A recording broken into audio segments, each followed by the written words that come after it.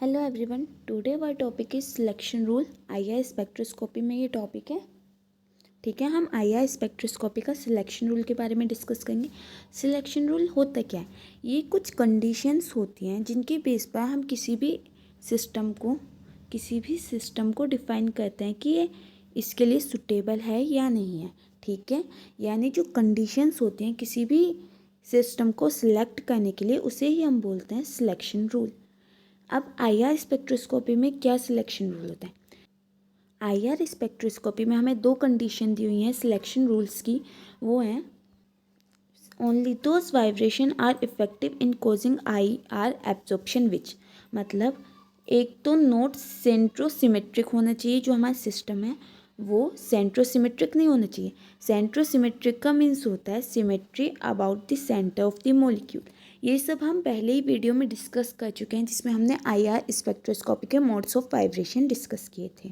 ठीक है, और सेकंड होता है हमारा, अगर हमारे डाइपोल में चेंज हो रहा है तो वो हमारा आईआर एक्टिव है। ठीक है, एक तो नोट सेंट्रोसिमेट्रिक होना चाहिए, दूसरा डाइपोल में चेंज हो रहा।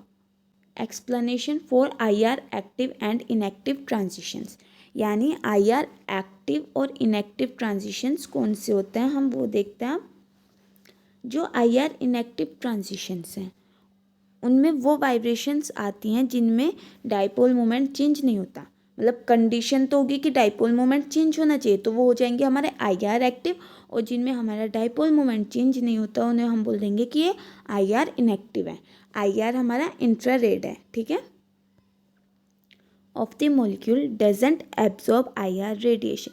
अगर हमारा मॉलिक्यूल आईआर एक्टिव नहीं है तो वो रेडिएशन एब्जॉर्ब नहीं करेगा। सच वाइब्रेशंस को हम बोलते हैं आईआर इनएक्टिव। और जो ट्रांजिशन होते हैं इन वाइब्रेशंस के बीच में हम उन्हें बोलते हैं आईआर इनएक्टिव ट्रांजिशंस। ठीक है, एग्जांपल ले लेते हैं। होमोन्यूक्लियर डायटोमिक मॉलिक्यूल मीन्स ऐसे मॉलिक्यूल्स, डायटोमिक मॉलिक्यूल्स हों और वो होमोन्यूक्लियर हों, यानी जो उनमें न्यूक्लियर है वो सेम टाइप के हों। मीन्स जैसे एग्जांपल हो गया H2, इसमें हमारे दो हाइड्रोजन मिलके बॉन्ड फॉर्म कर रहे हैं। ठीक है, तो ये हमारा हो गया H2 मॉलिक्यूल। एटम हमारे सेम है, ठीक है, H2 में, इसी वजह से हमने उसे बोला होमोन्यूक्लियर। ठीक है, और ये दो एटम्स कंसिस्ट कर रहे हैं, इसलिए diatomic molecule. Homonuclear diatomic molecules जैसे H2O2 N2, ये सारे हमारे आईआर इनएक्टिव होने वाले हैं इन इंफ्रारेड स्पेक्ट्रम, क्योंकि कोई भी डाइपोल मोमेंट चेंज नहीं होगा, क्योंकि ये सेम स्पीसीज है, मतलब कि सेम टाइप के एटम्स से मिलके मॉलिक्यूल बना है डायटोमिक। और वाइब्रेशन के दौरान इनमें कोई भी डाइपोल मोमेंट चेंज नहीं होगा और ये सेंट्रोसिमेट्रिक हैं। ठीक है, मीन्स ये हमारे सेम है, इसी वजह से ये सेंट्रोसिमेट्रिक है। इनके जो सेंटर है वो सेम सिमेट्री प्रिजर्व कर रहा है। नेक्स्ट है हमारा आईआर एक्टिव ट्रांजिशन। हम किन्हें बोलेंगे? आईआर एक्टिव ट्रांजिशन वो होंगे जिनमें डाइपोल मोमेंट चेंज हो रहा होगा ड्यूरिंग वाइब्रेशन और एब्जॉर्ब करेंगे आईआर रेडिएशन। ठीक है, तो हम उन्हें बोल देंगे कि ये मॉलिक्यूल्स हमारे आईआर एक्टिव हैं। और ऐसे ट्रांजिशंस जब वाइब्रेशन, मतलब कि जब मॉलिक्यूल हमारा आईआर एक्टिव हो और उस फेज में जब वाइब्रेशन के टाइम पर ट्रांजिशन अकर होता है, उसे हम बोलते हैं IR active transition. For example उसमें देखो, हमारे आईआर इनएक्टिव में होमोन्यूक्लियर का एग्जांपल था, यहाँ पर है हेट्रोन्यूक्लियर का। ठीक है, यानी टू टाइप के एटम कंसिस्ट करेंगे डायटोमिक मॉलिक्यूल, जैसे इसमें कार्बन और ऑक्सीजन हो गया। ठीक है, तो ये दोनों हमारे एक तो नॉन सेंट्रोसिमेट्रिक हो जाएंगे और ये हमारे हेट्रोन्यूक्लियर भी हैं, और ये हमारे सेम एटम से कंसिस्ट नहीं है, इसी वजह से इनमें डाइपोल मोमेंट भी चेंज होगा। ठीक है, ड्यूरिंग वाइब्रेशन। दूसरा cases in case of symmetrical poly atomic molecule such as CO2।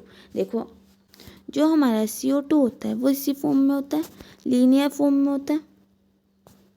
ठीक है, जब हमारा CO2 लीनियर फॉर्म में होता है तो उस केस में ये हमारा टू टाइप्स की वाइब्रेशन शो करता है। ये भी हमने मोड्स ऑफ वाइब्रेशन में डिस्कस किया कि याद तो देखो, मीन्स अगर स्ट्रेचिंग एक इस डायरेक्शन में जा रहा है, ऑक्सीजन का एटम एक इस डायरेक्शन में, ठीक है, दोनों अपोजिट डायरेक्शन में जा रहे हैं, तो दोनों की सेम स्ट्रेचिंग हो रही है, तो इसे हम बोल देते हैं कि ये सिमेट्रिक स्ट्रेचिंग है।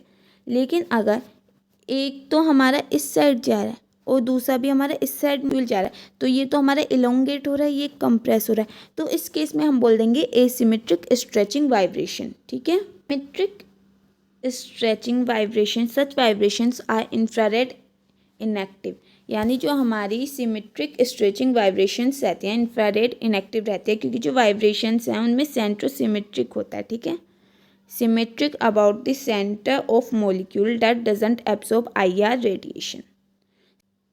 इनमें सेंट्रोसिमेट्रिक प्रेजेंट है, इसी वजह से ये हमारे IR इनएक्टिव है। ठीक है, क्योंकि दो कंडीशन है IR एक्टिव होने की, एक तो वो नॉन सेंट्रोसिमेट्रिक हो और दूसरा वो हमारा डाइपोल मोमेंट चेंज होता हो मॉलिक्यूल में। हम इसमें दूसरा केस देख लेते हैं, डाइफिनाइल एसिटिलीन में भी हमारा IR इनएक्टिव होता है ये मॉलिक्यूल भी, क्योंकि जो मॉलिक्यूल है वो सेंट्रोसिमेट्रिक है और IR रेडिएशन एब्जॉर्ब नहीं करता। जो हमारे असिमेट्रिक स्ट्रेचिंग वाइब्रेशन है उसमें हमारा ये इंफ्रारेड एक्टिव रहते हैं, क्योंकि जो हमारे वाइब्रेशंस रहते हैं वो नॉट सेंट्रोसिमेट्रिक रह रही है, क्योंकि इसमें एक एटम का बॉन्ड इलोंगेशन में हो रहा है और एक का कंप्रेशन में हो रहा है, तो इसी हम बोलेंगे कि नॉट सेंट्रोसिमेट्रिक, ये सेंटर ऑफ सिमेट्री शो नहीं कर रहे। तो ऐसे मॉलिक्यूल हमारे IR रेडिएशन को एब्जॉर्ब कर लेते हैं। ठीक है, thank you for my videos, like share and subscribe my channel.